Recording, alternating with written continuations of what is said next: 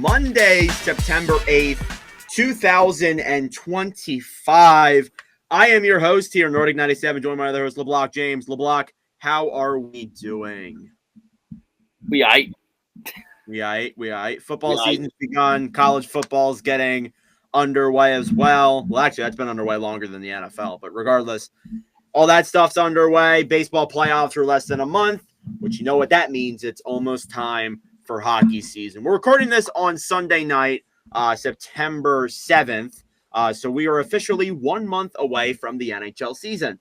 And I know that we haven't really been posting all that much, and we do apologize for that. It's been a little bit of a hectic summer from all of our standpoints. It is time now to lock in and start posting more consistently and start actually having some fun here with the podcast and the boys. So let's hop right in. We're going to start by talking about some news around the National Hockey League. So let's start off with, and this is an unfortunate thing to start off with, but we do need to talk about it or at least give it some thought. Ken Dryden has unfortunately passed away. He passed away on Friday, late Friday, early Saturday, after a battle with cancer. So unfortunately, he was born in 1947. He played 8 seasons, only 8 years with Montreal. And what's wild about Montreal, and we've discussed him before. I remember we did something with like a goalie list like a year ago. And we discussed about him and how he was a goalie who was so good that he literally quit because it was too easy. So if you want to elaborate a little bit more on that, LeBlanc, like he is, if he played longer, he would have been the best goalie of all time, to be honest with you. Yeah, so my mother grew up away from the Forum. She was like a block away from the Forum when she was growing up. And the one thing, when I told her, she fell to her knees in the kitchen. Yeah. He was such a staple in the Montreal community. When he was so good, he walked away and he became a successful MP, successful politician away from the game. He's always been an ambassador for the game in Montreal and outside of Montreal as well. I don't know, and I know he lost his battle with cancer, which that's it. That touches us all, but Dryden, he loved the game. He walked away from it, but he loved the game. That's the one thing people always get the misconception where it's like, oh, Dryden walked away because he didn't. Because people who walk away get this perception that they didn't love the game. Oh, but absolutely. That wasn't the case. That wasn't the case with Dryden. Though. Dryden loved the game.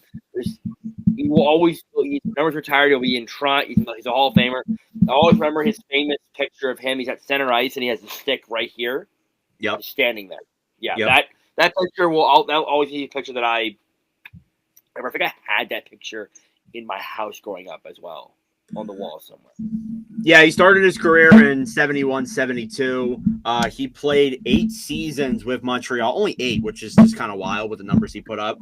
In those 8 seasons, he won 5 Vezina trophies. That's over if you want to talk about percentage, that's over a 500 percentage. A .500 in just Vezina trophies. And then it's even higher in Stanley Cups because in his 8 years with Montreal, he won 6 cups. Mm-hmm. And I also want to say this too. He started off in, I believe, 71, 72, but he did not play a full year. He played a few games in the regular season and then all the playoffs. He won the Conn Smythe and a cup before he won the Calder. That's just wild to me. He's one of the few and maybe possibly one of the only in history, unless if some rookie comes out of nowhere and comes in, joins a team in the playoffs and they win the cup and he wins the Conn Smythe. I don't think this ever happens again. Winning the Conn Smythe, no. But I know we've seen Matt Murray. We've seen that. Winning a Conn Smythe and a cup before a Calder. That was cup as a rookie. That's probably never going to happen again. Yeah. And maybe just because it's a different time and all that. But we did want to acknowledge that. He was inducted into the Hall of Fame in 1983. He is widely regarded as one of the greatest goalies to ever play in the NHL. And I did bring this up earlier, but I do want to ask you, LeBlanc, if, let's say he played as long as Brodeur, do you think he's the greatest goalie of all time? 21 years. Maybe not 21 years, but in that range, 15, 20 years. Do you think he's the greatest goalie of all time? Let's go 71 to 90. Like Okay. that's 19 seasons. That he probably you always look at the factor what factors in to some of this stuff because you can factor in that Montreal eventually they didn't fall off, but they eventually did not be at that level. But I think you look at he plays all those seasons. He probably has 3 or 4 more cups. He might end his career with 9 or 10 Stanley Cups. Yep. And he's probably considered the greatest goalie of all time if he stayed, if he didn't walk away. Yeah.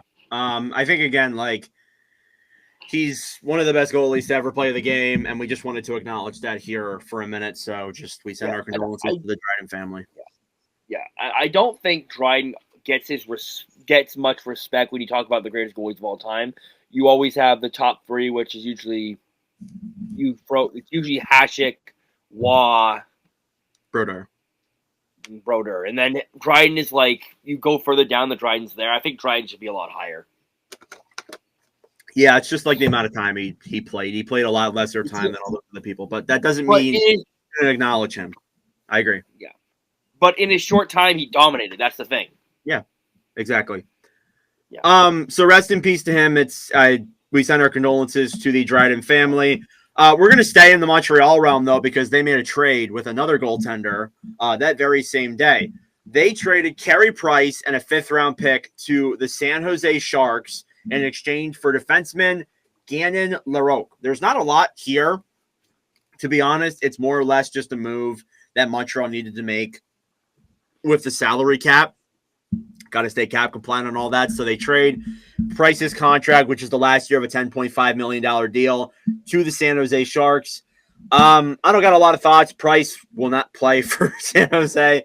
He does have to report to everything, though. Like when there were a couple of players who, like Voracek and Hossa and Datsuk, I think they still had to report to some of the team physician stuff at the beginning of the year. You got to report to the physicians because the physicians have to give the, you're not fit to play.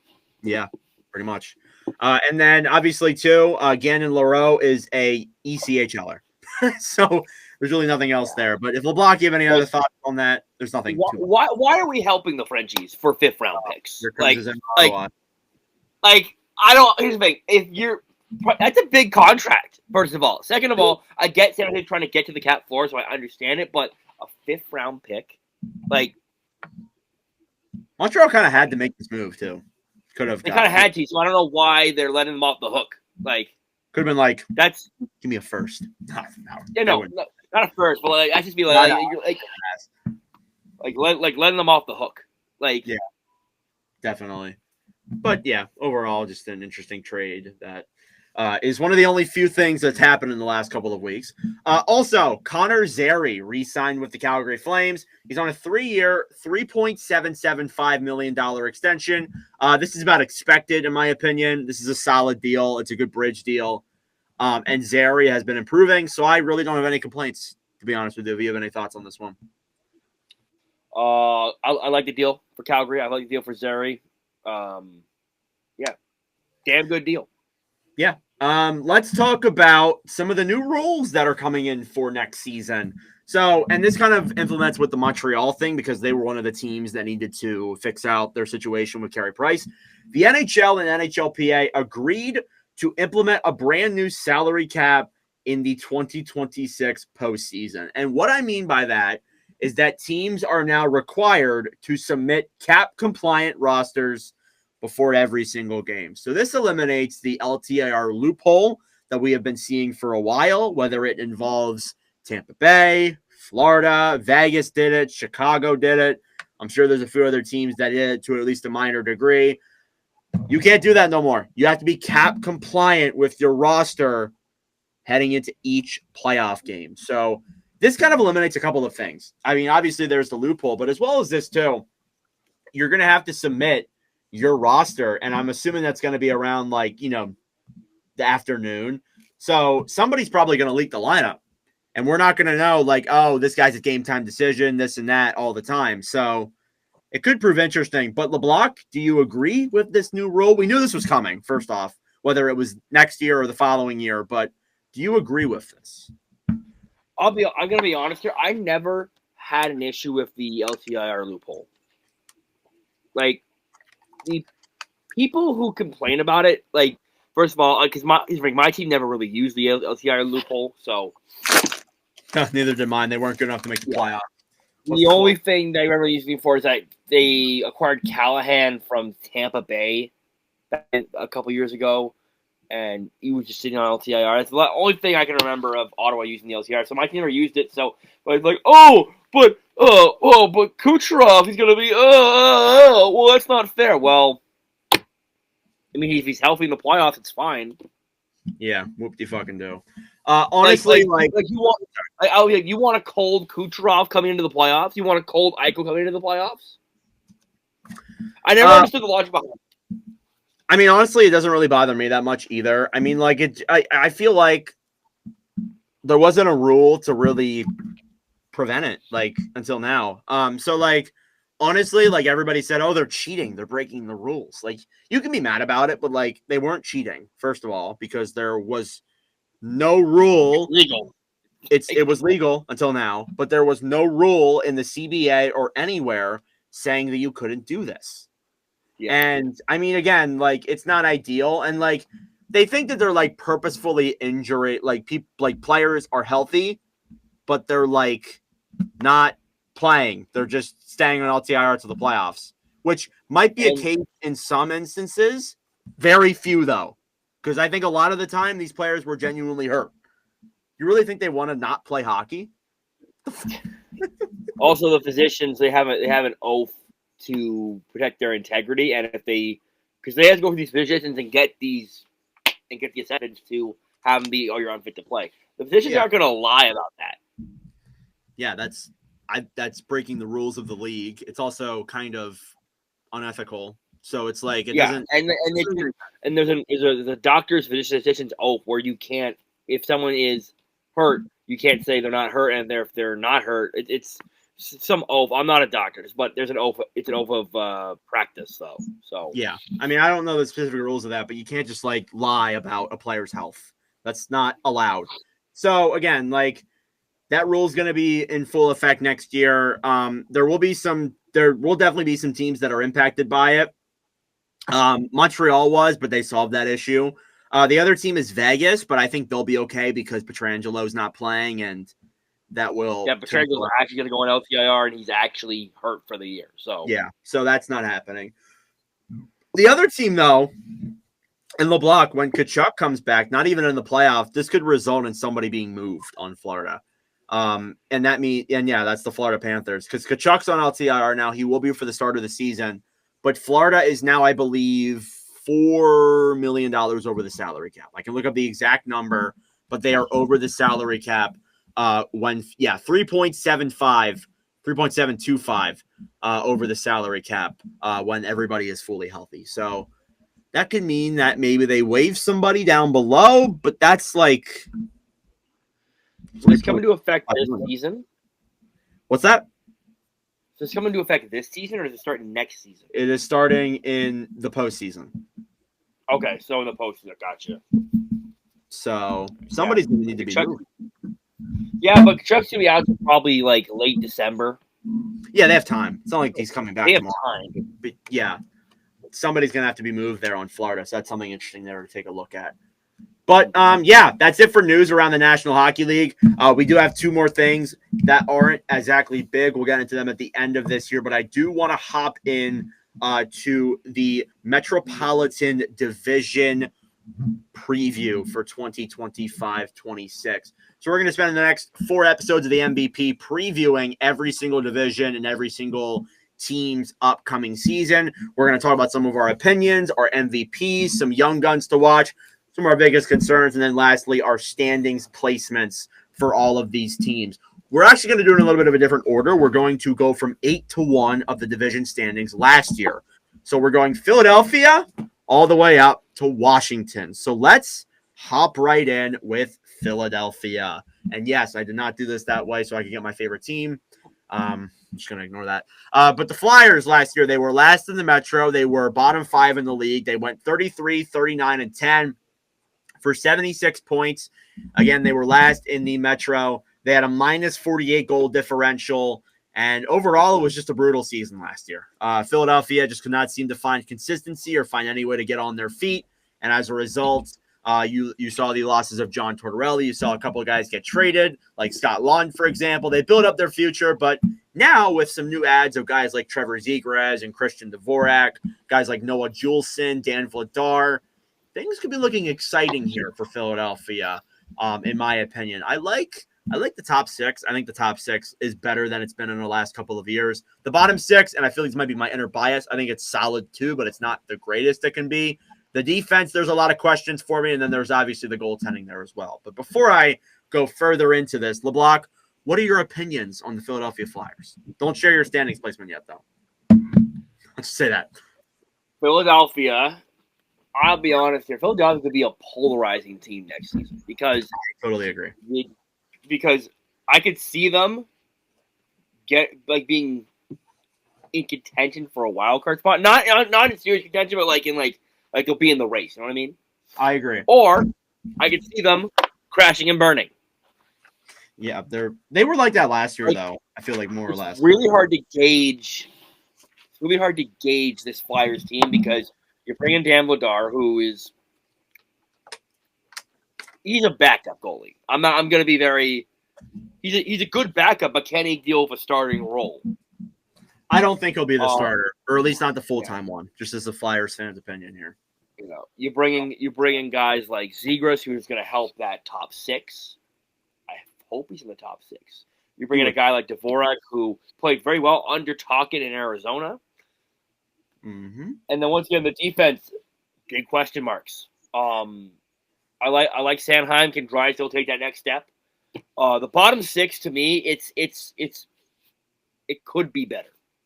Well, yeah, I totally agree with that. I think everybody's bottom six could be better in the league, but yeah, exactly. I'm not that.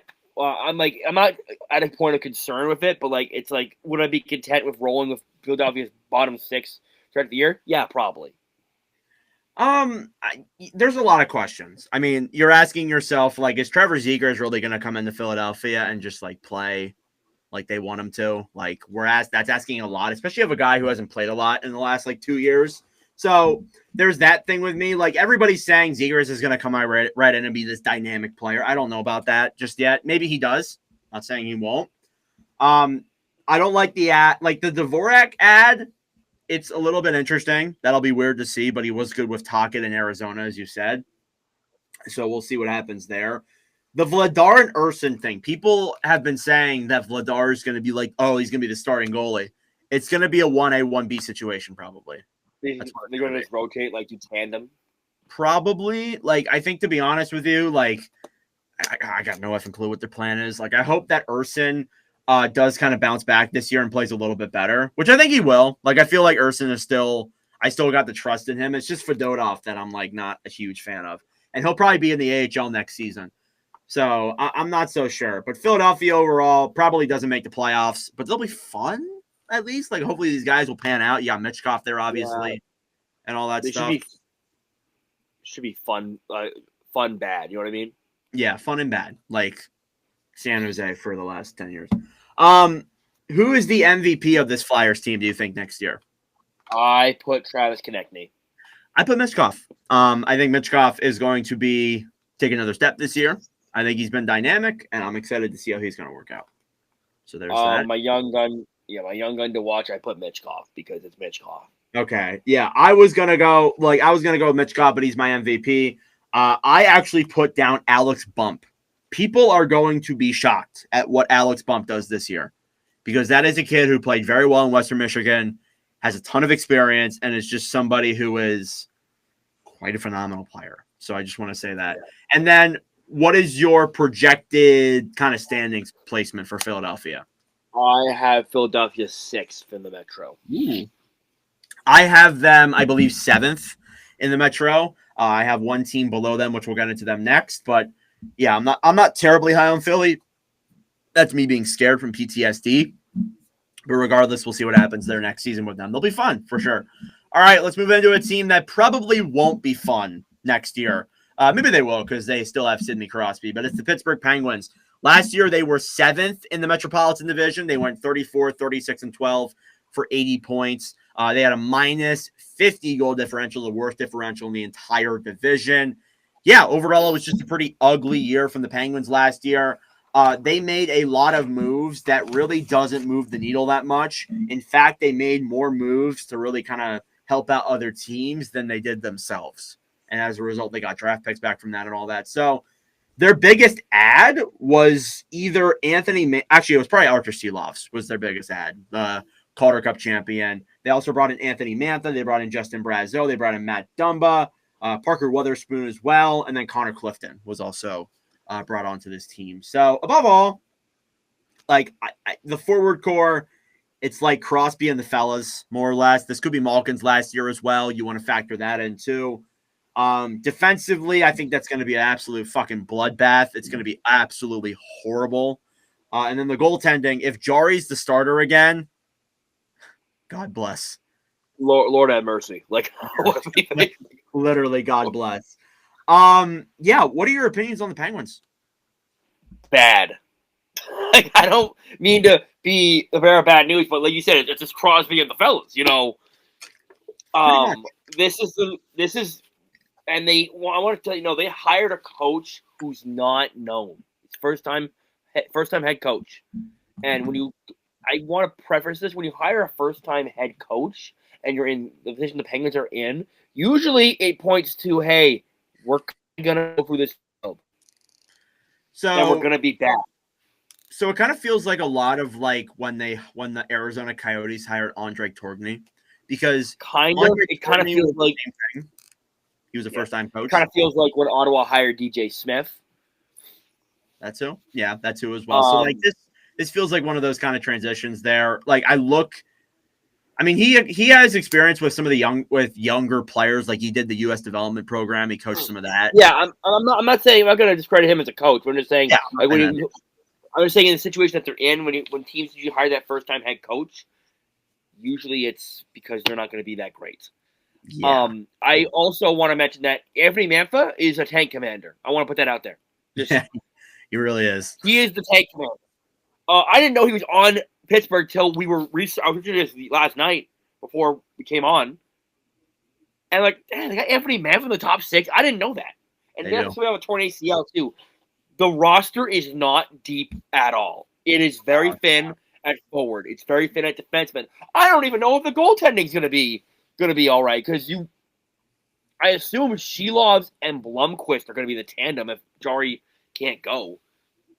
What are they going to do with him though? Just like have $5 million in the press box? Like I don't understand. And I know Penguins fans love to throw Dubas under the bus for this, but that Jari contract, you could kind of throw under the bus for that. But this team is not going to be good.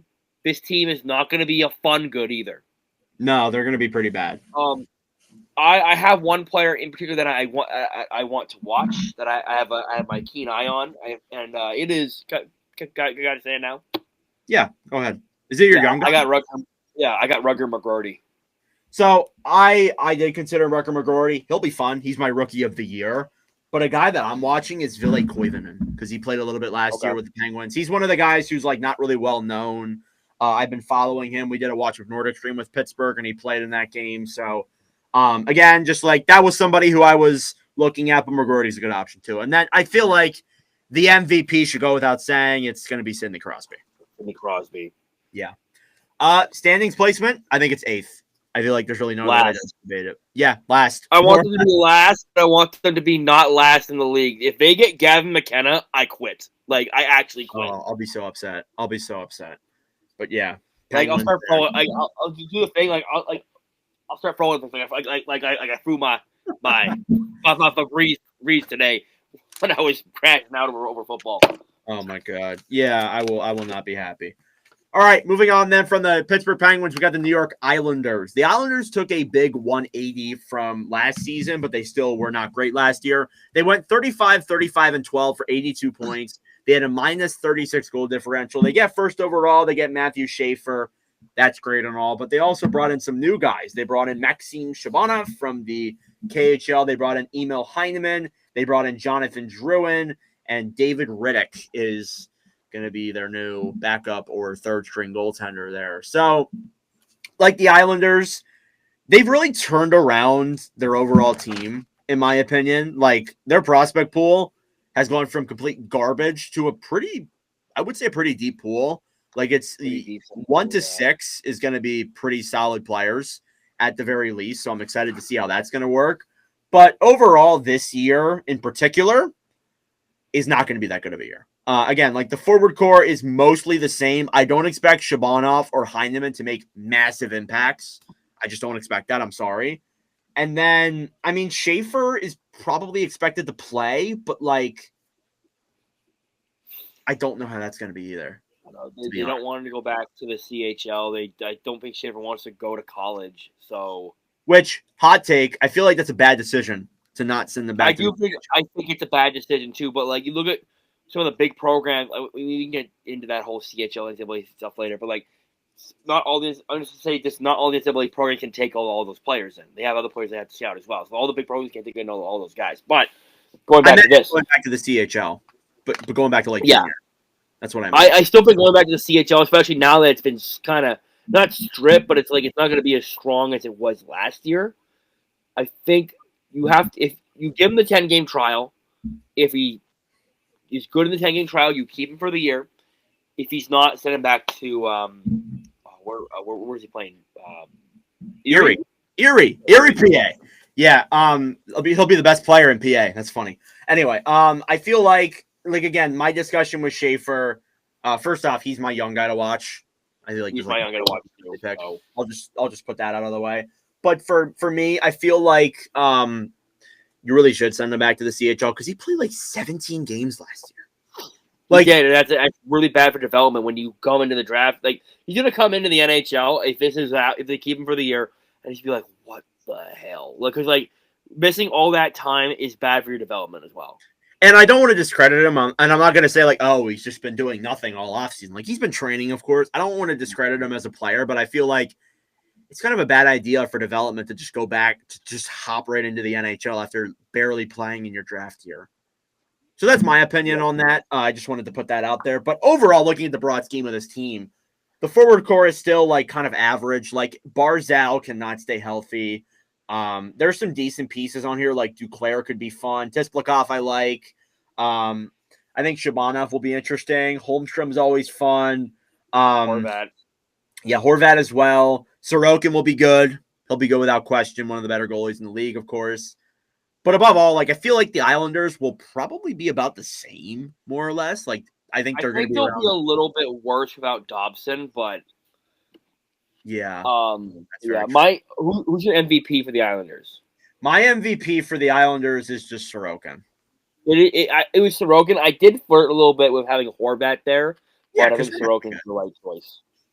Yeah. I have them 6th in the Metro. I got him 7th. Okay, so we just have them swap with Philly there. I mean, I just think that like the Islanders, like they're still like kind of average in my opinion. Like they still have this like average forward core. Their defense is a little bit worse though. So I'm not going to argue that there whatsoever, unless Schaefer comes in and is dynamic right away. But I guess we'll see. But yeah, that's the New York Islanders there for you. Next up, then going across the bridge, basically, to Manhattan, we got the New York Rangers. The Rangers will be interesting this year because last year was a rough year, and it was a drastic downfall from a circus. That's a very good way to describe it. Last year was just a rough year. 39, 36, and 7 for 85 points. They were a +1 actually differential-wise.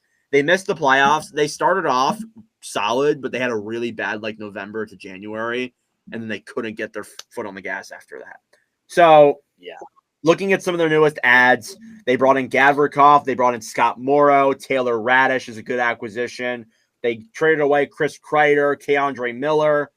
Apart from that, the roster is basically the same. And they got a good mix of their old veteran players like Zibanejad still here, Panarin's in the last year of his contract. But you have these younger players, too, like Gabriel Perrault. You're going to have Will Cooley playing another year. Brett Berard could make the team.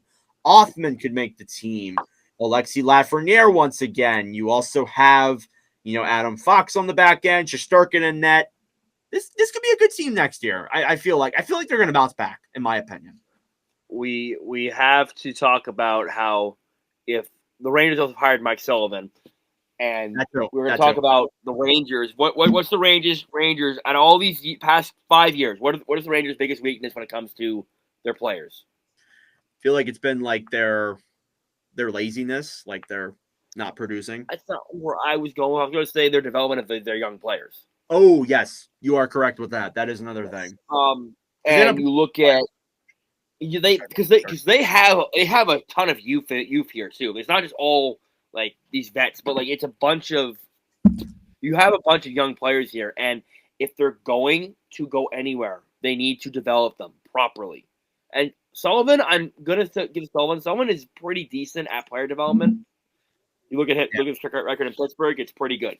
So I mean, he developed Gensel because Gensel came in there when he was coach, and he got him to where Marino. he was. Yeah, Marino.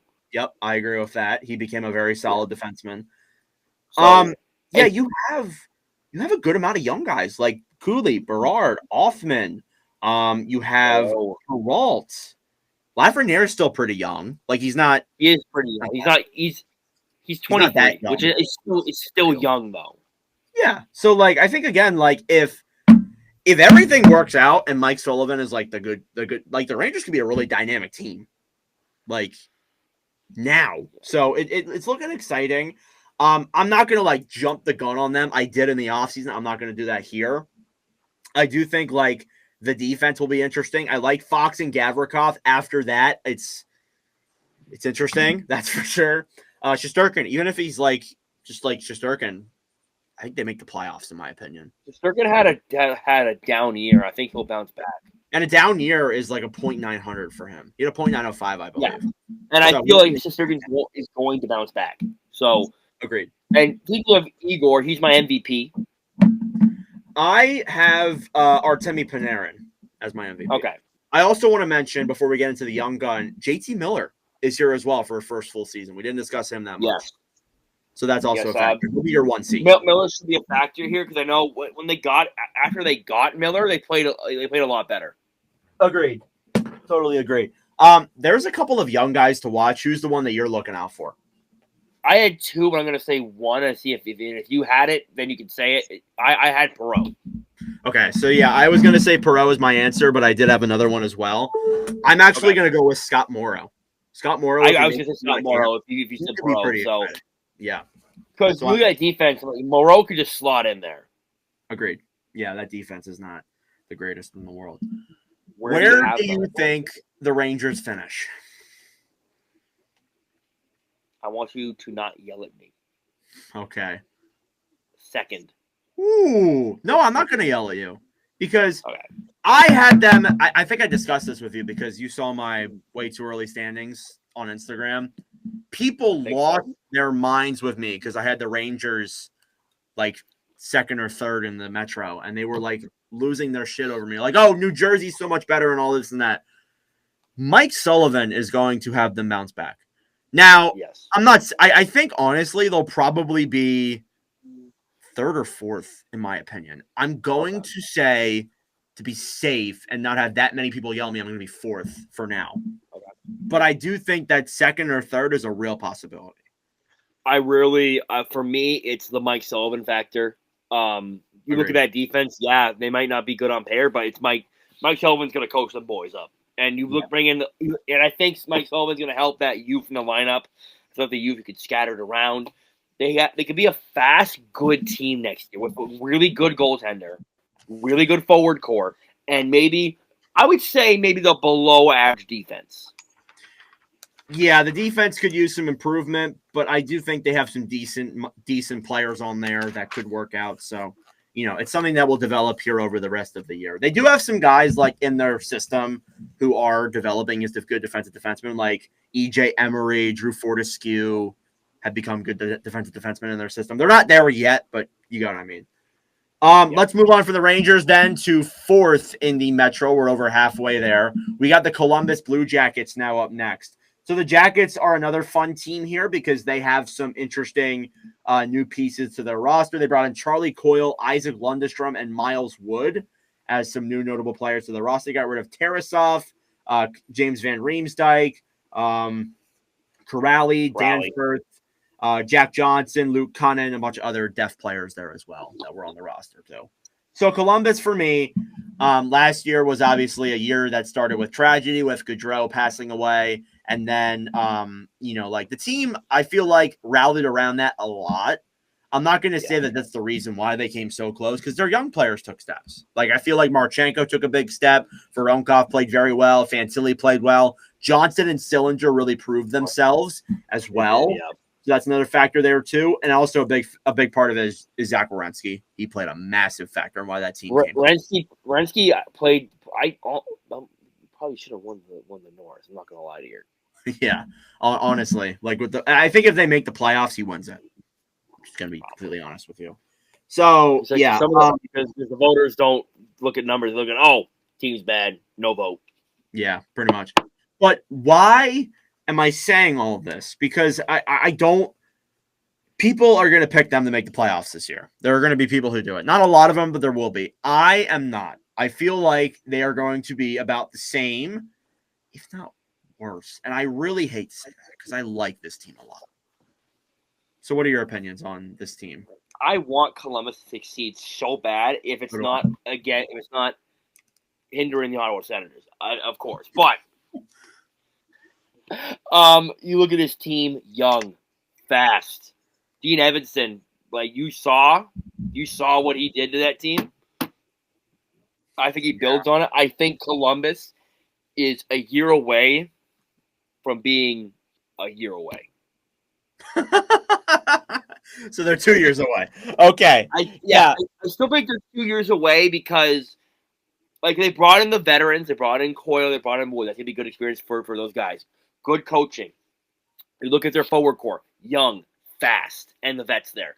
You can make a case that they could make a jump now, but I do think last year was I hate saying this, it might have been a bit of a fluke. I don't know if it's a fluke, but I feel like it was a little bit like I feel like the Gaudreau tragedy that will be with them forever. But I feel like this year it's not going to hit as hard. Yeah. Do you kind of get what I mean? I do get what you mean. I feel like they just took a little bit of an overstep. I think they will be fun next year, though. I think they'll be very fun to watch. I think they will be in that playoff race, though. I'm not going to say they're going to be. Oh, they're not going to be good. They'll be in the race till April. Absolutely, I totally agree with that. MVP Werenski. Werenski is my MVP as well. My young gun to watch. There's a couple of options you can go with here. I want to hear yours first. So I'm going to say, I don't think he's under 21, but I'm going to say him anyway. Kent Johnson. Okay. So I'm actually not sure if he is. So I can. I got a backup option too. I got Dryden Mateychuk. Dryden Mateychuk will be fun. I didn't even think about him. So yeah, Kent Johnson and Mateychuk could be very fun. Johnson is 22. So yeah, he's not U21. But yes, he is someone who's going to be fun to watch. My guy is 21. He is a little bit off the board. And I do have two more things I want to bring up before we move on. But it is Luca Del Beluz. And hear me out on this, because he has been somebody in the American Hockey League the last couple of seasons who has been very, very solid. He is a high skill center who looked excellent in his death role late last year. He was playing like a fourth line, third line type of role. And I believe that if he has a good training camp, he will make it over a guy like Isaac Lundestrom. This is somebody who is a little bit more of an under-the-radar guy in the Blue Jackets organization. And I think, to be honest with you, it's going to be somebody who's going to be fun to watch. But, again, I want to give shout-outs to I know he's not U21, but Cole Sillinger will be fun. Marchenko will be fun. Voronkov will be fun. And then Fantilli. Yeah. I want to say that, too. Two more things I want to point out before we move on to the next team. So, first and foremost, there's Yegor Chinnikov, who did request a trade out of Columbus. So we could be monitoring that this season and possibly into next season. So I just want to talk about that there as well. He's not going to be acquired for a lot, obviously, but, there's obviously that thing that you want to look at. And the other one is the goaltending. because the goaltending we didn't discuss, and that's a big thing. Elvis Merzlikins is not great. Not ideal. Maybe Jet Greaves takes over that starting role because he looked good at the end of last year. Do you think that could happen? I do think that could happen. If Merzlikins, especially falters early, they trade away Tarasov because Jet Greaves was killing in the A. Exactly. I think Greaves has an opportunity to grab that spot if Merzlikins falters early. Yeah. So Merzlikins, I do want to just say this here. He is on the second to last year of a $5.4 million deal. Maybe they buy him out at some point, but I'm not sure. Like, he's just not a good goaltender. I hate to say it. Right? I actually don't. He's not a good goalie. I don't hate it. I mean, there's been problems with Merzlikins in Columbus. There's been multiple reports about it. I think he requested a trade at one point. Players requested him to be traded, and then Kagane's like, "Nah, I'm not trade you instead."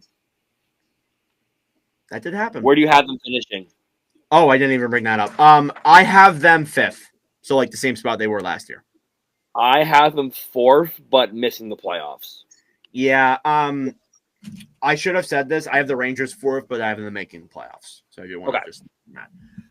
But overall, I think that this team is very, very solid and is going to be very, very fun. They have the prospects too, like that they're building up to be really good. Like Lindstrom, I have concerns with the injury, but that's still great. Jackson Smith there too.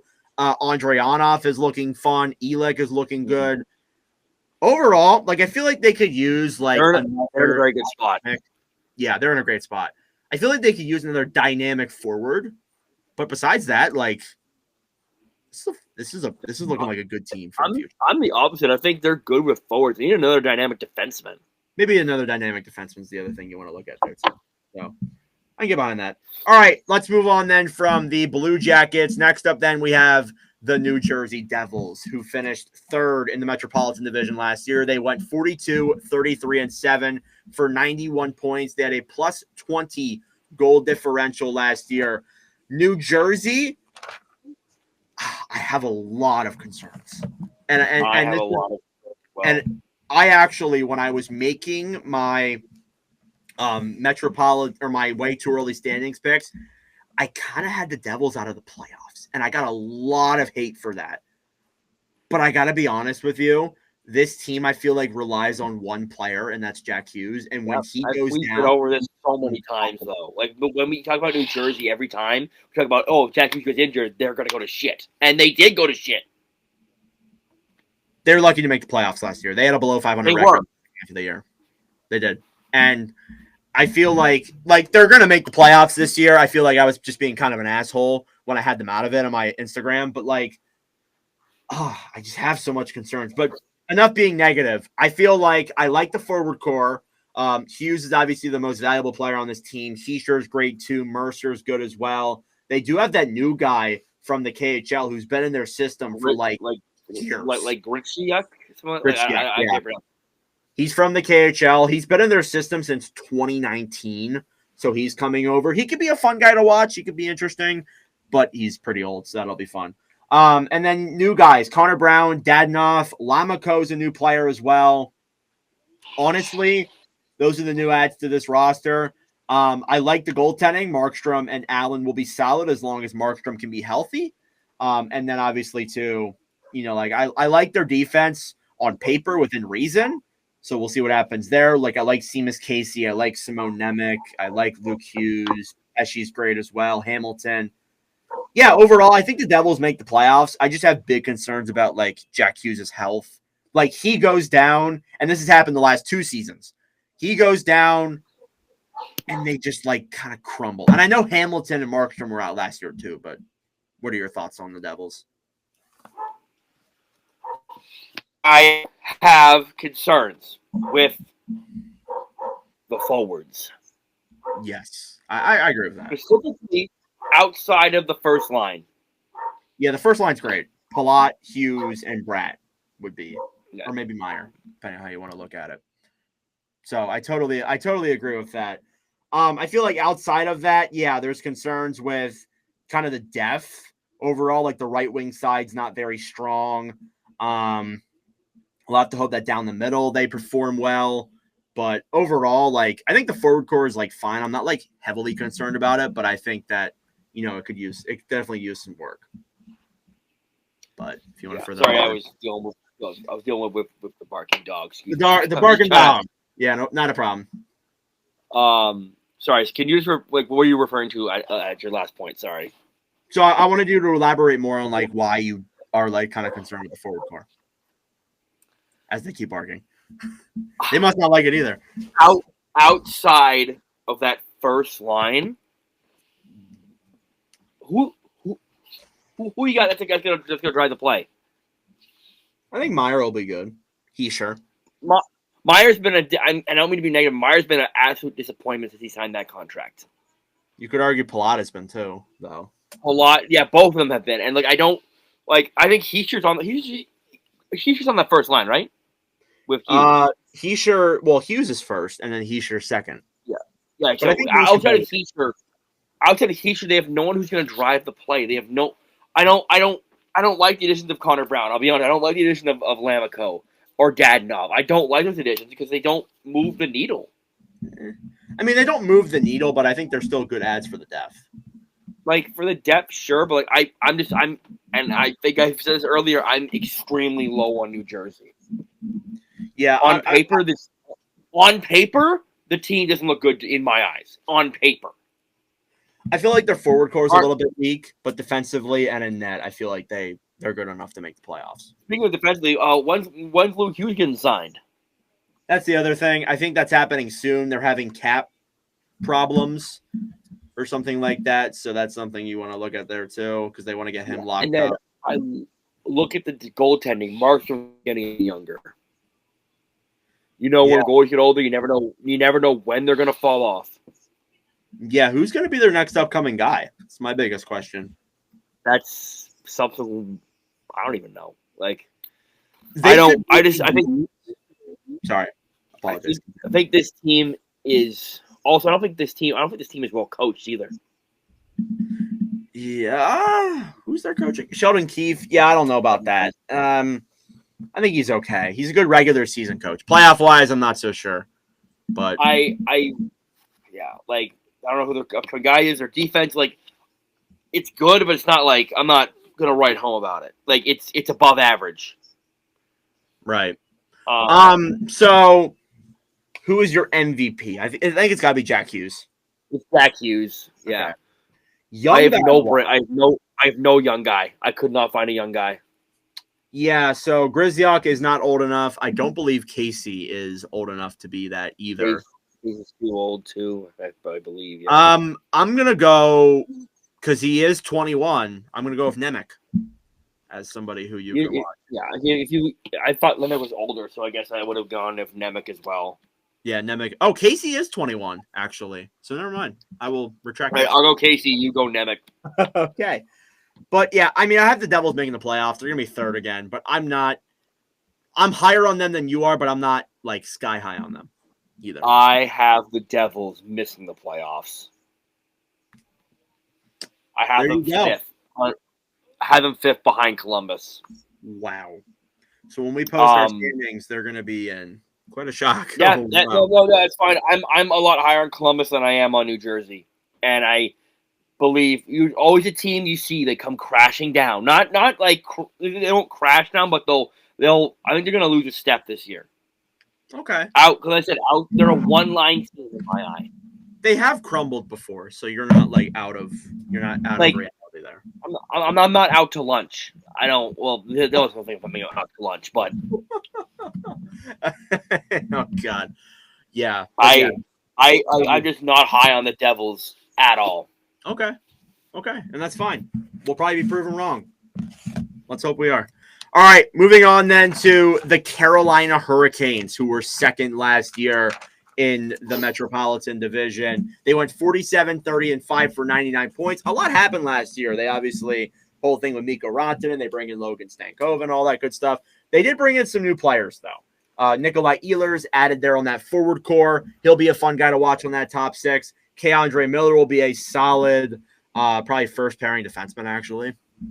Yeah. So we'll see how that goes. They brought in Mike Riley, good secondary guy there, and then Caden Primo as well. Brent Burns, Orloff, Fast, Roslovic, and Martin are guys who are no longer on this roster. So Carolina, for me, I love their forward core. And I feel like their forward core also has that mix of some young players in there who like Stankoven and Jackson Blake, who I'm big fans of. And then Bradley Nadeau, who I'll get into here in a little bit, is somebody I'm excited for too. And their blue line. Like they finally don't have a massive clog up on the blue line. You can finally see Nikishin in the NHL. You're going to see like Gostisbehere playing consistent minutes. Thank God they got rid of Orloff and Burns because I feel like not only were they bad, but they were preventing other guys from taking up full-time spots. Yeah. And now they finally will get spots. Yeah, but I think that was necessary when their contract expired. That's why I think they only signed Orloff for 2 years and Burns for 1 because right. Well, no, Burns is crazy. Sorry, excuse me. But yeah, no, it's perfect timing, and like they have a young depth on the blue line that's going to be ready to go. Carolina's got a very like I think they might have a top 5 forward group in the NHL. I agree. I totally agree. Goaltending is my only concern. Like just Anderson, I feel like is good when healthy, but he can't stay healthy. Once again, Freddie Anderson can't stay healthy, and you never know with those older goalies when they're going to fall off. But I really do like Kachekov. I do like Kachekov. I'm not going to discredit Kachekov there whatsoever. So, who is your MVP for Carolina? I went on Aho. You went Aho? Yeah, I went with Slavin as my MVP, just to be different. To be honest with you, yeah, I was gonna go Slavin. I was gonna go Slavin, but like that's a good pick. My breakout, he doesn't fit the criteria, but I'm gonna say him anyway. It's Nikishin. Okay, yeah, he doesn't fit the criteria. Definitely not. He's 23, but yeah, that's a good pick to have. I am actually going with Bradley Nadeau. 20 years old, probably makes the team out of camp. He's been having some phenomenal years in the AHL the last couple of years. He's been one that I've been a big fan of as well. Carolina is overall just a very likable team. So that's the biggest thing there with me. I have them first in the Metro. And I think I have them first in the East as well. I got him first in the Metro. I have not done my Atlantic, but I'm probably gonna have him first in the East too. So okay. That's fair enough. But yeah, Carolina overall, regular season don't matter. It's playoffs. So when they get to that conference finals, can they overcome that? I guess we'll see. So just lock in. Lock in. Lock in. Yeah, come on.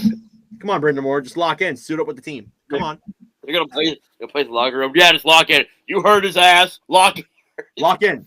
Just lock in. Come on. Come on, New Jersey. Just lock in. All right. Last but not least here in the Metropolitan Division preview, we got the Washington Capitals. They were first in the Metropolitan Division last year. They finished with a record of 51, 22, and 9 for 111 points. The Capitals are another team that has taken a real kind of like 180 in just like a couple of months. They had a very good offseason in 2024.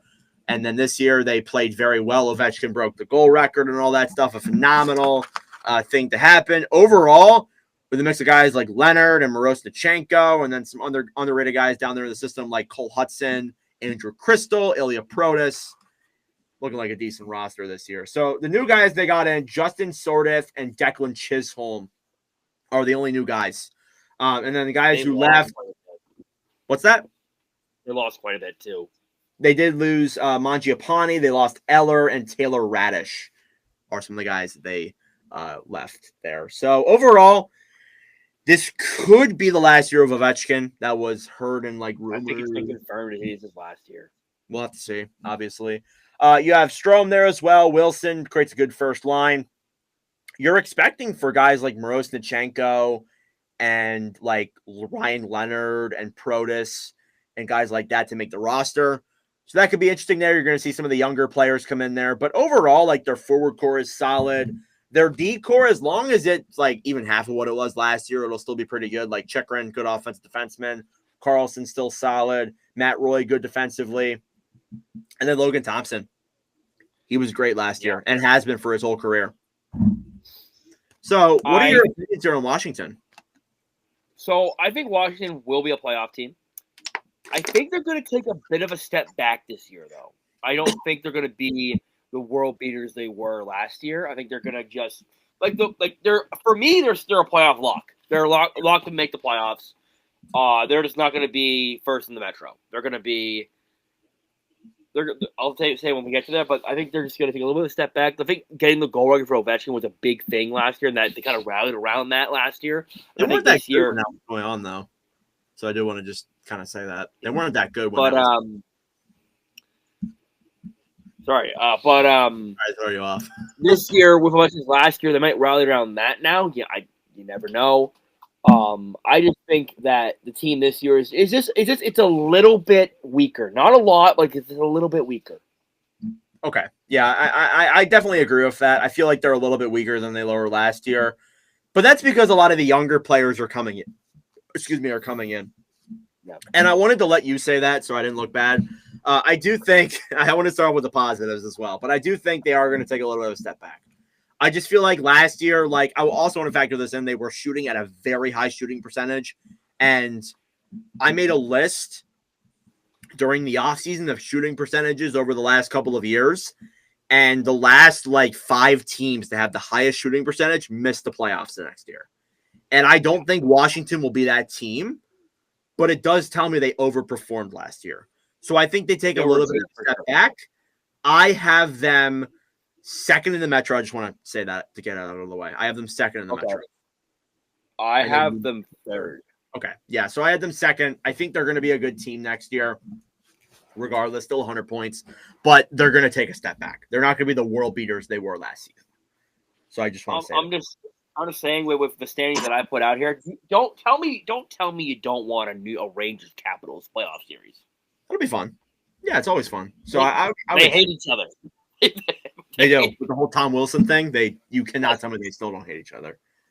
MVP is Ovechkin for me. Just Ovechkin, yeah. My God, Justin Sourdif. That's a good one. He's not U21, so I'm not gonna. It doesn't really matter, to be honest with you. I like Sourdif. He's a good young guy there. I'm just gonna go with Ryan Leonard as my guy there as well. Yeah, I had Sourdif to be different, and no, Sourdif's a good pick because the Capitals traded 2 second-round picks for him from Florida, and everybody was like, "Who the fuck is this? Why are they trading 2 second-round picks for him?" Yeah, I remember that. Put up some really good AHL numbers with Charlotte. He does. I remember when we heard. I'm like, "Excuse me." Yeah, that was a big surprise. Yeah, no, his numbers in the AHL were solid. He was a solid player for the Vancouver Giants too. So yeah. I was surprised at what they gave up for him. I'm surprised at they wanted to go acquire a player like that. Agreed. So again, if they. I think, to be honest with you, I want to give him some more credit. If he was almost anywhere else but Florida, he would have cracked the lineup. Florida was just so deep. And even a guy like Mackie Samoskevich, who is a very good player as well, was one of the better prospects in Florida's weak-ass prospect pool. He was a 13th forward at times this year. And he could be a top sixer. And it's potential. Played 4 or 5 playoff games, too. Yeah, he didn't play a lot in the playoffs. So, again, that's another factor there, too. But, yeah, Sourdif, going back to him, he's somebody who I'm very high on. But, overall, that's your Metropolitan Division. I do want to ask you a couple of questions. I do want you to give me your full standings from 1 to 8. And I'm going to write these down real quick. All right. In first place, I have – are you ready? I am. I have the Carolina Hurricanes. Okay. So Carolina 1. New York Rangers. Rangers 2. Capitals. Caps. Yeah. Jackets, no playoffs. So, yeah, Jackets, no playoffs there. Okay. Devils. Flyers. Thank you. Islanders. All right. And then the Penguins. Last but not least is the Penguins. So, overall, in this entire division, who do you think is going to be the MVP of the Metro? I didn't ask you that. I wanted you to think about that on the spot. Oh, my God. Oh. I'm going to say Igor Shesterkin. Ooh, that's a good pick. That is indeed a good pick there for sure. So we'll go with Shesterkin there as your MVP. And then my standings from 1 to 8. I got the Hurricanes. I got the Capitals. I got the Devils, the Rangers making the playoffs, Jackets missing the playoffs, and then Islanders, Flyers, and Penguins. And my MVP, who I did not think about before I did this, I'm just going to quickly think about one here real quick. I'm actually going to say, and this is a little bit of an off-the-board pick, but Sebastian Aho is my guy. Okay. So, I mean, not really off the board, but like, I feel like there's players, when you rank the players. Other players I would have picked over Sebastian Aho, that's for sure, yeah. Like, I mean, I would kind of take Crosby over Aho, to be completely honest with you, but, you know, you kind of get what I mean. I'll be honest, I was thinking it was Jack Hughes, but I can't really say Jack Hughes when I had them fifth. Yeah, when you're hating on Jack Hughes. So, yeah, that's fair enough. All right, well, we have a couple more things that we want to discuss before we wrap up the episode here. First and foremost, we got some jersey news. I didn't want to go into this right away because I want to just get into like the preview, but we do have some new jerseys that have been released. I'll put them on screen here as well. The Carolina Hurricanes' new road. What do you think about it? Ass. I It took a long time. I don't get it. Like, why are we darkening the logo on the road and like the pants? I don't. What's with the pants? I don't understand. I don't. I always say this. I will not judge the jersey till I see it IRL, or I won't judge it till I see it on TV. With the full kit. But they show the kit. I'm like, that is ass. I don't like that. Might have been, and there's a lot of jerseys that might be the worst jersey that got released this past weekend. Yeah, I think it looks a lot like their stadium series when they play Washington. I think it actually kind of is, just like a little bit different. Yeah, I don't hate it as much as other people do, but I don't think it's the greatest. Like, they just cannot seem to create a good away jersey. Honestly, if you make the logo literally what it regularly is, I think this jersey is actually fine. Like, it's actually acceptable, but the logo makes it look so in my opinion. So, not a fan of that. And then the Kraken. This is something. The Kraken. I have opinions. I have so many opinions. Don't worry, I'll get into this. So the Kraken released their new stealth third jersey. The sweater includes a glow-in-the-dark logo outline. And at first, because LeBlanc, you were on your way to the Morgan Wallen concert, which that sounded very fun, by the way. Thank you for spamming the group chat with it. You were on the way to that, and you sent this, and I'm like, where can I find this? And I looked at it, and my first reaction was, oh my God, this is awful. Like you. But now that I look at it, and it's glow in the dark, it's kind of tough. Like, I might have to get this jersey. I'm not going to lie to you. I'm going to say this. Okay. When on the ice, do they ever, in play, do they ever just cut out the lights? That is another thing. That feels a little weird to me. I feel like it's one of those jerseys that's like going to appeal to the kids. It's a gimmick. And I said this with the Vegas jersey. It's a gimmick, like, to get you to buy the jersey. Like, here's the thing. It looks, to me, it looks like someone took chalk and just drew the logo on the front. Really? The gradient on the front, on the sleeves is nice. I'll give them that. That's a little creative. But, like, if they had the glow in the dark, like I saw the glow in the dark colors with it, if they had that as the jersey, then it's perfect. I don't know. LeBlanc, like, I disagree. I like this. I think that I get it. I understand like the glow in the dark concept. That's kind of stupid, but I think it just looks overall like kind of. I like the logo, and I've been very critical of the Kraken logo, but I think the logo just like looks so interesting on this. It's like a black. It's a super dark, but it's got like the white outline and the red. I just think it meshes well, honestly. Yes, like I have the Kraken logo behind me right here. So I look at this and I look at this. It's a bit more detailed on here, on the tentacle, with this jersey. But like I said, if they took the glow in the dark colors and made it just like that colors on the jersey, I think it's perfect. That's my only. It's like this. Okay. I don't know. Or I'll be honest, they could have done a red jersey because red is their third color. Red would have been cool. I'll admit that.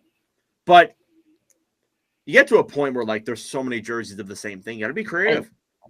And like I said, I don't like it now. I want to see it on the ice. I mean, Ottawa also released their third, which I almost forgot about that. Thank you for reminding me. And we'll get into that in a moment here. But I just think this is cool. Honestly, I think this is just I think this is unique. And I think this is just overall a very nice jersey. And honestly, I was like you and I despised it at first, but honestly, like I think now, like I might have to get it, to be honest with you. So I just wanted to preface and say that. Last but not least, then let's move on to the Ottawa, and you probably have some opinions on this and some biased opinions. They released their new third jersey. It's like kind of the red. It kind of looks a little bit like, in my opinion, they're like reverse retro from a couple of years ago where it had the red, but there's like a little bit of like a gold outline to it and stuff like that. And the striping. I like it. And I'm sure you like it too. But yeah, I think it's a nice jersey. What do you think about the Sens third? Well, here's my issue with the jersey. Uh-oh. Here we go. The community has asked for a red jersey because that's what the Sens have worn red more than they've worn black.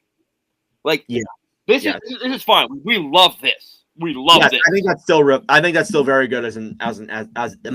The one big complaint was the sleeves here. I was gonna point this. Yeah, the sleeves aren't great. The sleeves are here.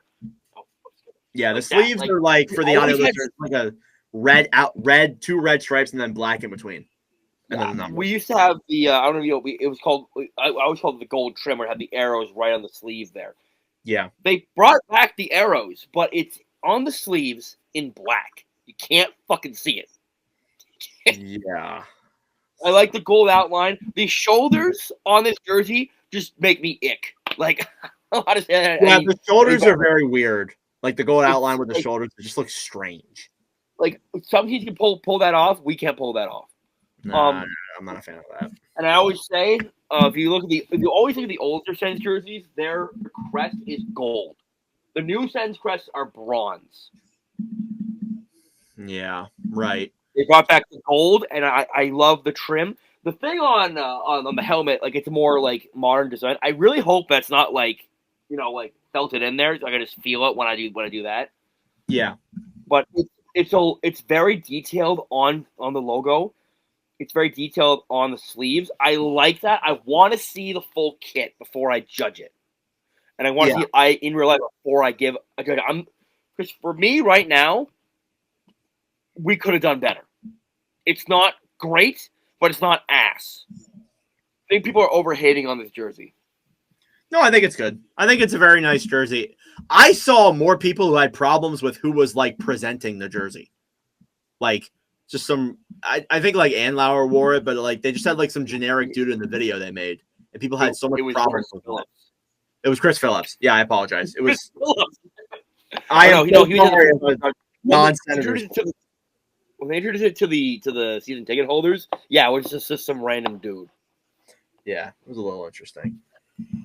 Yeah, but I like the two of the three, but the Canes one I just cannot get behind. I don't know if you can see this. I'm just going to show it to you here, but they also have the font's going to be different on the jersey.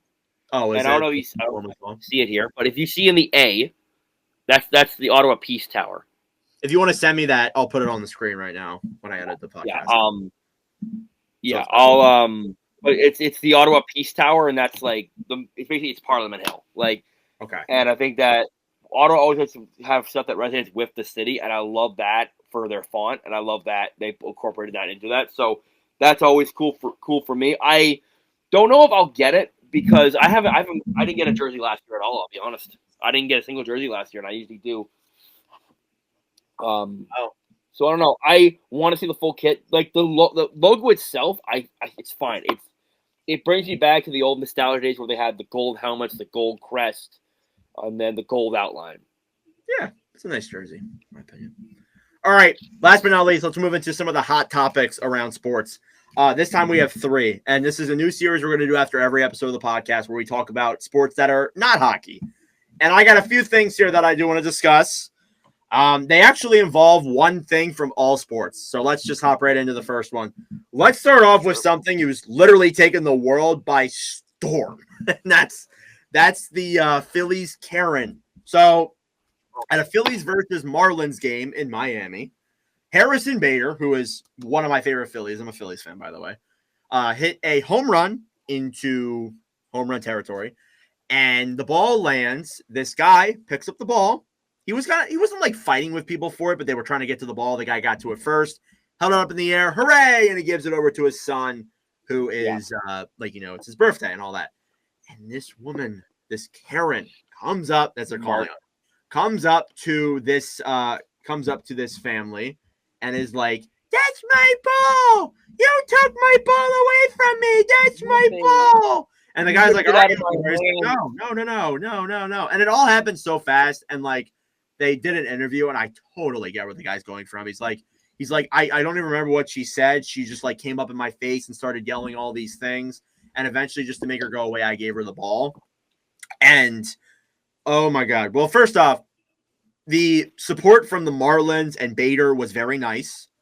They gave him like a goodie bag, some more balls and all that stuff. And then Bader got a signed bat, which in my opinion is better than a ball. Better than a ball, run ball, like a home run ball is a different kind of feel to it, but like it's still, I'd rather that than a home run ball. So when I was growing up, I was always told this: no one is entitled to a home run ball. It lands where it lands. If you catch it, you get it, and it's yours. If you want to give it away, that's your fun. No one, like, if I'm sitting right here and it lands like 3 feet away, and if someone grabbed it, I wouldn't be like, you stole that from me. That's from my thing now. If I get a baseball from anywhere, I usually give it to a kid because I don't really need it, and it creates the memory. You old man. Child. Yeah. Yes. I mean, but, like I would. Especially if the dad gave it to the kid, I would not be. And like the people around them were like you're so like. She was arguing with other people too in the area. There's videos of her arguing. There were multiple videos that were released of like her like flipping off the crowd and stuff, and all that. She got booed out of the ballpark basically. Like I hate people, especially like people who take like balls and pucks from children. Yeah, I mean, like I get it. Like you're an adult, but you can still enjoy the sport. Like if like a home run ball comes and I catch it, that's great. Like maybe I'll keep the ball. If there's no kids around me, I would keep it. Yeah, but if there was a kid around who wanted the ball, I'd give it to them. And as well as that too, like, and yeah, like I've actually, so me and Cadence, my girlfriend, have been to a lot of like Reading games, and we have gotten balls before. We actually have never gotten one like in the park, but we have gotten balls like that have gone like out of the park and are just like in the parking lot, and we'll grab them. But like, if I always say to her, and I always think about it, like if a ball ever came to us, I would have given it to somebody else because, like, look, like it's just the right thing to do. Like these are little kids. These are little kids, man. And I'm at the point. We're all at the point, and this lady's at the point where you're old enough to walk down to the fucking store and go buy one. If it's really that big of a deal to you, if it's really that big of a deal and you want a ball, go down to the fucking store. Like over here, I've been starting to collect baseballs from all the stadiums I've been to. That's just something I do. But if I get a home run ball, I'm probably giving it to a kid. Unless if there's not any kids, then I'm keeping the fucking ball. Or I'm giving it to my girlfriend. I got a question for you though. Would you give her back the ball if you were that dad? No. I understand why he gave her back the ball. Yeah. I do. Yeah, I do. But first of all, if it's my son's birthday, lady, fuck off. Like oh yeah. I think you don't know me. I'm not an aggressive person unless I'm provoked. Yeah. And especially if I had that situation come up, I would be like, no. I would be like, go cry about it. Like there's nothing that would make me give it up, especially if she starts like she was badgering the kid too. Like it's so messed up. I give props to dad for keeping us cool though. Yeah, I would have lost my shit. There would have been so many people. I would have thrown it back on the field. If I can't have it, you want it? Oh, go get it, lady. But yeah, that was something funny that I thought. Like no one's not funny. It was just like kind of like a trending story. Another one. Oh, sorry. Do you have anything else, Dad?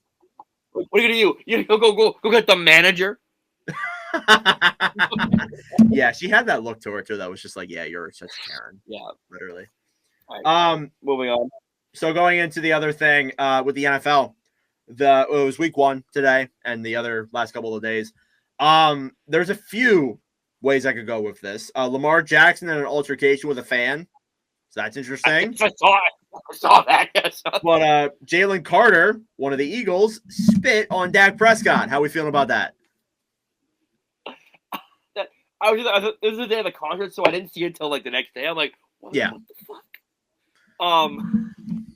Okay. Here's the thing. Hitting on someone is the most disrespectful thing you could do. That's me.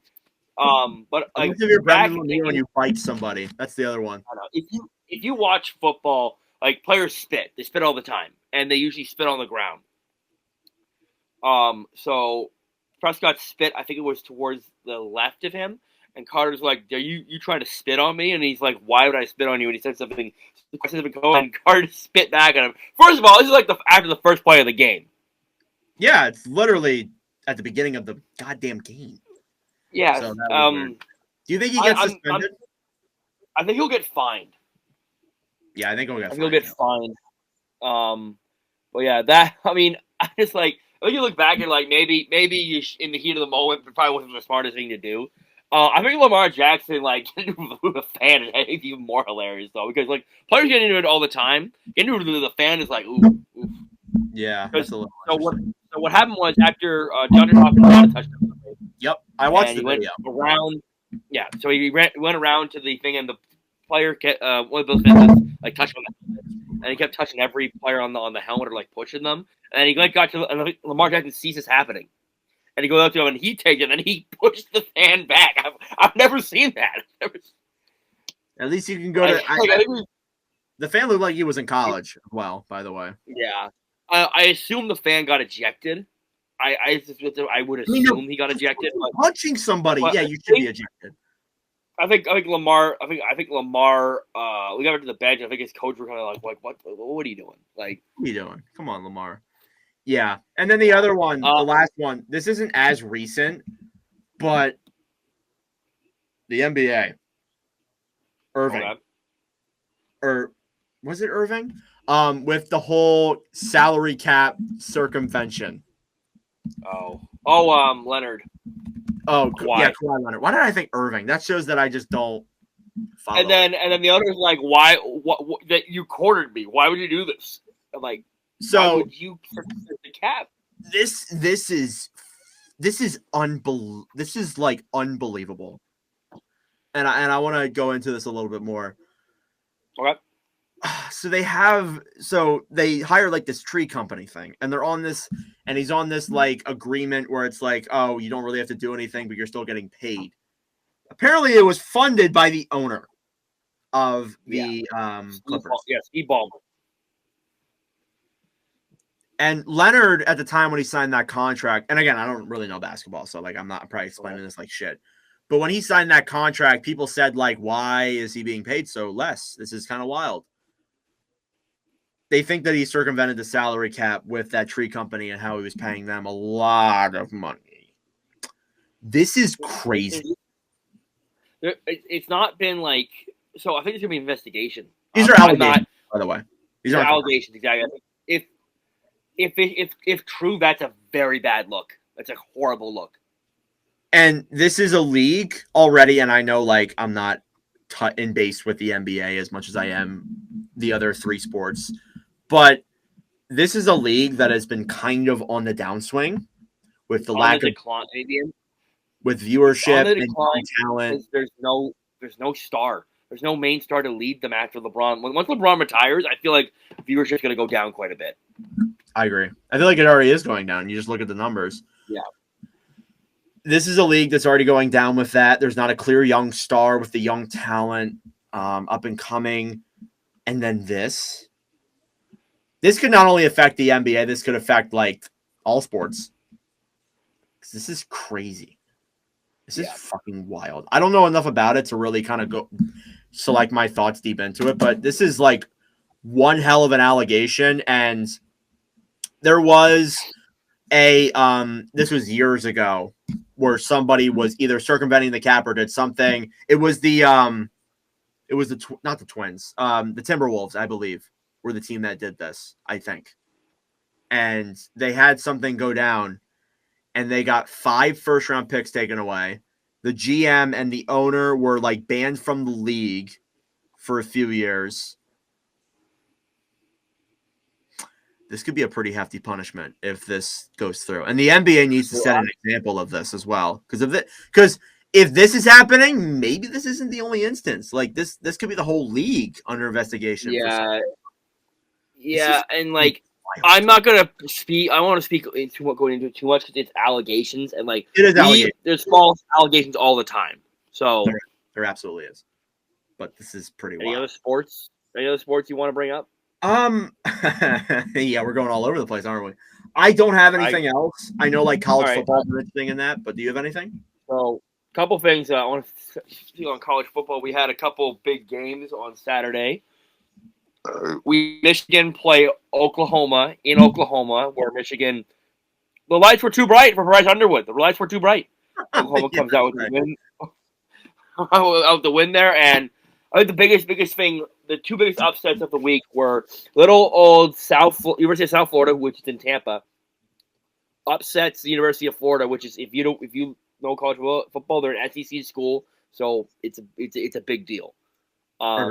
They came into Florida, which is a hard place to play, and they won by a field goal.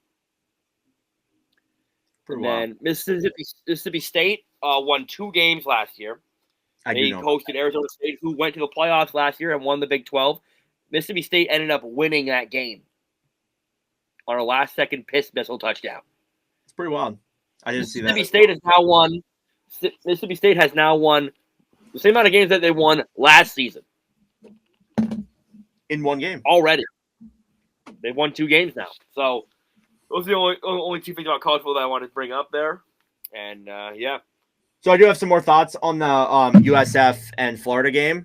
Didn't they pay USF like $500,000 to play that game? Probably. I saw something like that, and I was like, wow, you paid $500,000 to lose. So if usually with the SEC schools, they pay the non-power conferences to come play them. Yeah. That's how they get their weaker opponents, is they pay them like $500,000 usually. It's kind of wild.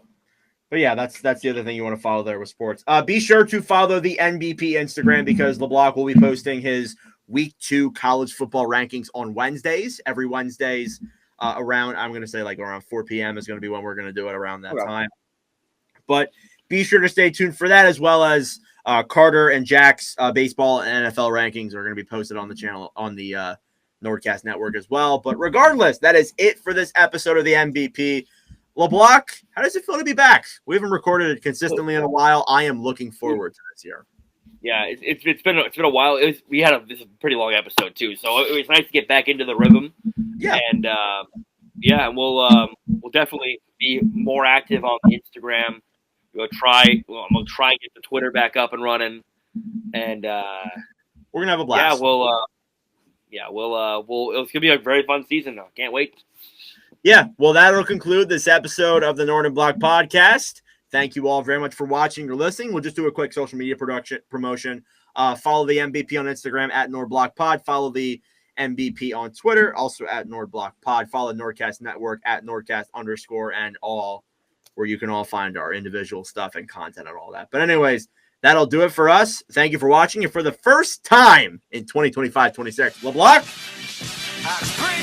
Yeah. I just do what I do. See me? I just do what I do. Man, I just do what I do. To know about you, I just do what I do. Check. That's the intro. See that? Yeah. I just do what I do. See me? I just do what I do. Yo, check. Let me flip this script. I feel privileged for all who can witness this. I am close to divine. Know the moment is mine, need an omen or sign. I sprint. Providing a back sound to all the squares that ask around. Be getting it. My skills pay me. Trying to get $1 million, baby, with an adopted flow that God gave me. Me now. Tell whoever runners that they spot is temporary. salary till I take it, it's mine, I'm selfish. Yo, Will, tell Miss I'm on my wealth tip. So when we cash out soon, I'm just investing. Hey, no yes men, I've been a legend since before mom and dad had me and was best friends. I drew through comp, don't test them. I chew on tracks, cause after that I bless them. I just do what I do.